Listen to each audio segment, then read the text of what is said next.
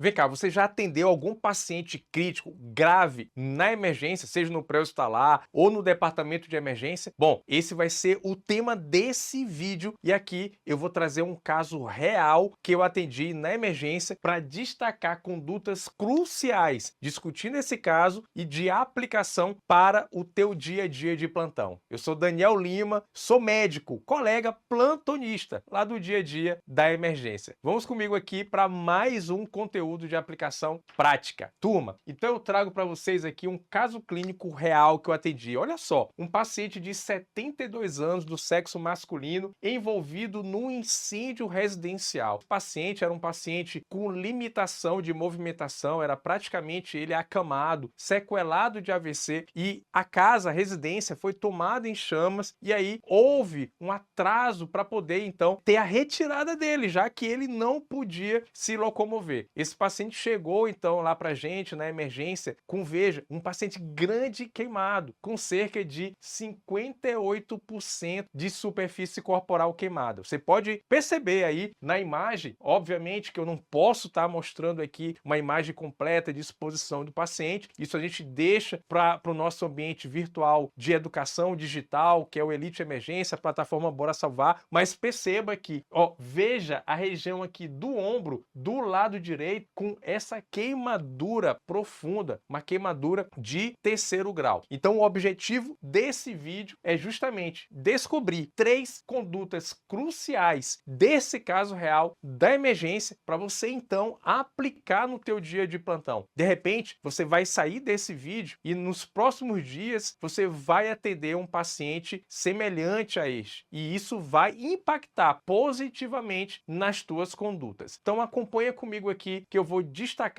pontos cruciais, 3 pontos cruciais de atendimento e o último ponto é muitas das vezes negligenciável e acaba tendo um impacto negativo nos pacientes quando não identificado. Então vamos lá, turma. O primeiro que eu destaco aqui é: não desvie a sua atenção. Daniel, como assim? Me explica isso. Turma, veja, nós somos predominantemente visuais. Quando chega um paciente grande queimado para você atender, existe uma grande possibilidade de você ter o foco na queimadura e isso desviar a sua atenção. Mas desviar a atenção para quê, Daniel? Para sistematização do atendimento. Turma, esse é um paciente vítima de trauma, de uma lesão térmica. Você tem que seguir a sistematização do atendimento e não se deixar levar e não se distrair com a queimadura, com o aspecto visual do paciente. Quando eu falo da sistematização, da abordagem sistemática desse paciente, eu estou dizendo lá na avaliação primária seguir o XABCDE. Esse paciente vítima de queimadura pode ser um paciente,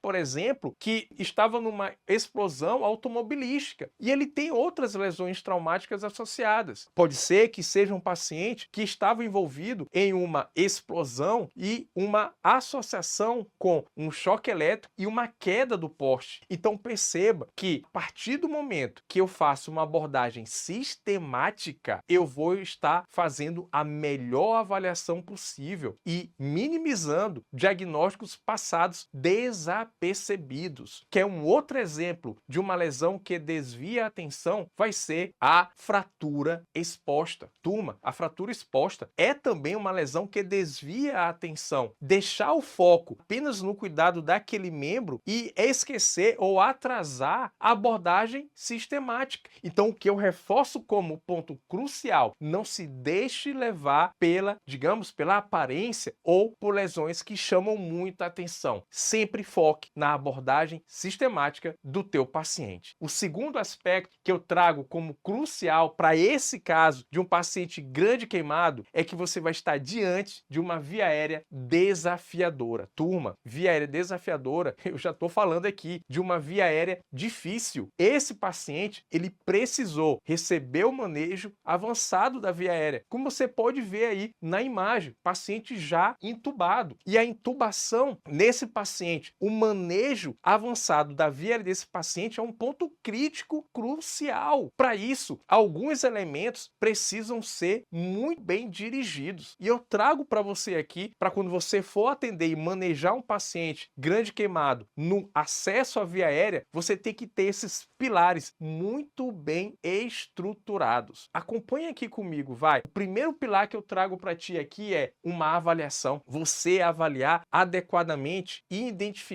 o risco de comprometimento da via aérea. Avaliar comprometimento da via aérea, que no doente vítima de grande queimadura, com queimadura da face, lesão térmica da via aérea, você precisa avaliar os sinais clínicos, como por exemplo, uma rouquidão, o paciente que está tossindo fuligem, ou um paciente que já se encontra com estridor inspiratório. Esses são achados, indícios de comprometimento da via aérea. E um outro detalhe, o comprometimento da via aérea desses pacientes costuma ser o quê? Progressivo, pelo edema gerado pela queimadura. Esse é um pilar importante, uma adequada avaliação da via aérea. Um outro ponto é você então tomar essa decisão. Preciso definir a via aérea, preciso entubar esse doente. E veja, esse paciente grande queimado, ele pode inclusive estar acordado, estar falando. Já atendi vários pacientes grandes queimados que chegam falando. E a tua decisão, ela tem que ser precoce, no momento certo. Como eu falei para você, o comprometimento da via aérea, ela é progressiva. Quanto maior você tempo passar de um doente que já teria que ter uma decisão de uma via aérea avançada, vai ser mais desafiador, vai ser mais difícil conseguir a intubação e o sucesso da intubação desse paciente. Um outro ponto de destaque aqui ainda vai ser o planejamento. Você avaliou, decidiu, agora eu tenho que planejar. Estou diante de uma via aérea difícil. Esse planejamento é essencial, é essencial. Lembra dos 7 P's do manejo da via aérea, da intubação? Isso tem que estar muito bem planejado. Plano A, plano B, plano C e plano D. E muitas das vezes esse plano D aqui vai ser a tua última possibilidade. Eu estou falando da via aérea cirúrgica. Depois da via aérea cirúrgica, não há outra opção. Planejamento. Planejamento com sua equipe. Etapa por etapa. Esteja muito bem planejado para alcançar o sucesso na intubação nesses casos. E a execução. Realizar, então, a intubação utilizando a técnica adequada, seguindo ali a disponibilidade de recursos para te ajudar. Buge, videolaringoscópio, um laringoscópio bem funcionante, com a lâmina adequada, posicionamento do paciente, teu posicionamento. Essa execução em uma via difícil, ela vai exigir, por exemplo, um médico mais experiente disponível. E eu sei que muitas das vezes não vai ter esse outro médico disponível. Até porque entenda que se você está diante de uma via difícil, primeira coisa, uma das primeiras coisas a se fazer é pedir ajuda para um outro colega. Chama outro médico, organiza a tua equipe. Só que muitas das vezes não vai ter esse outro médico para poder te ajudar. Então veja a necessidade de estar muito bem planejado, qualificado, entendendo cada um desses pontos. Então o que eu destaco são esses pilares no manejo da via aérea desafiadora, nesse segundo ponto crucial de aprendizado desse caso. O terceiro ponto que eu destaco aqui, que muitas das vezes é subestimado, passar desapercebido, sabe? E que isso tem um impacto negativo no paciente, é o controle da temperatura. Turma, toda a sala de emergência, ambulância, suporte avançado, essencialmente tem um ar-condicionado. E isso leva a um ambiente com temperaturas mais baixas que a temperatura corporal. E a hipotermia é uma realidade para esse paciente. Veja, tem lesão da pele. Pele é a maior barreira do corpo humano de proteção. A partir do momento que você vai uma queimadura de segundo, terceiro grau, você vai danificar essa barreira de proteção. Então o paciente ele vai perder calor para o ambiente. Então se você está numa sala a 18 graus, 20 graus, a hipotermia é uma realidade. Então você tem que estar muito atento para isso. Você tem que fazer o controle da temperatura desse paciente. Isso vai causar repercussões negativas nesse paciente. Não subestime, não menospreze. Talvez você esteja falando, Daniel, nunca dei conta disso. Já vi e atendi vários pacientes na emergência, na sala de emergência, que estavam lá sem uma cobertura, sem um lençol, né? E se expondo a uma sala fria, a um centro cirúrgico, uma sala de operação, se ele for operado, frio também. Então, muito atento atentos para isso. Controle da temperatura, evitando a hipotermia. Por isso que em paciente grande queimado, nós não vamos fazer o quê? Curativo úmido. Já pensou você fazer um curativo úmido em um paciente grande queimado? Isso vai o quê? Levar à hipotermia. Esses são 3 pontos de abordagem de condutas cruciais desse caso que eu atendi na emergência e que você aprende e incorpora para o teu dia a dia também. E aqui eu destaco mais uma vez uma frase que impacta o nosso dia a dia na emergência e que eu costumo sempre dizer que o pior momento da vida de alguém na emergência tem que encontrar o nosso melhor. Se você gostou desse vídeo, clica no joinha. Se não se inscreveu nesse canal, ou te inscreve logo nesse canal, é rapidinho, é gratuito e você vai receber a notificação para cada vídeo novo lançado aqui no canal. E compartilha também com os colegas médicos, acadêmicos de medicina e outros colegas que atuam no dia a dia da emergência. E se você quiser se aprofundar, se atualizar com conteúdo prático de quem vive o dia a dia da emergência, do plantão, se atualizando com as melhores e atuais condutas com casos reais, eu te convido a conhecer e ser um assinante do Elite Emergência. O link vai estar aqui no descritivo desse vídeo. E você já sabe, o convite de sempre é o Bora Salvar. Até o próximo conteúdo. Tchau, tchau!